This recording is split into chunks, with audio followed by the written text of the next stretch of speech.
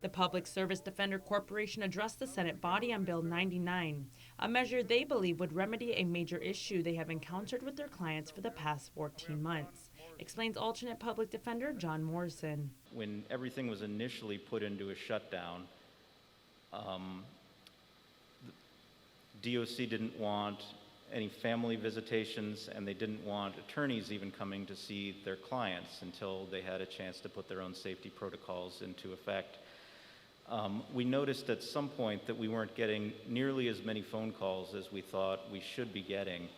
As the Department of Corrections had implemented a new policy during the pandemic that directed all inmates to use the Paytel phone system.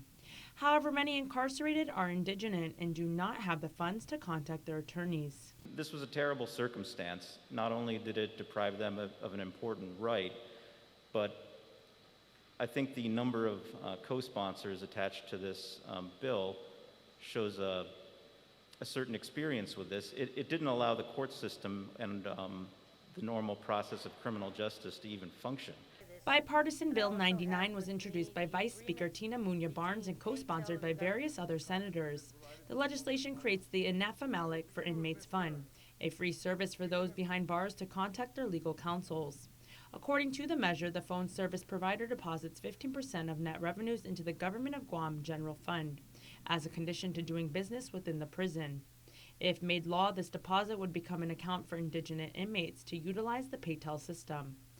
And Speaker Therese Terlahi raises the question of how much money is actually in this fund and where is it. According to BBMR, they can't locate that amount either in their AS-400, and that's why we can't tell, and we're trying to deliberate this bill, what we're talking about, if there's really any money there or not. Mr. Chair, were you able to determine that?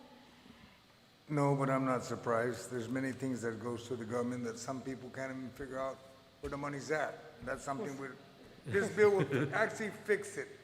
So it identifies. It actually, Mr. Chair, it doesn't. It's saying we're going to fund this program out of this money, and if this money is not available, then we're not solving the issue.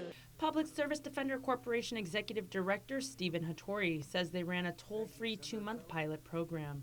And the average cost came out to a total of $400 a month for the entire period for all clients. Further, the lawmakers echoed that confusion lingers on this matter, and they feel the Department of Corrections needs to be present to testify and answer the questions.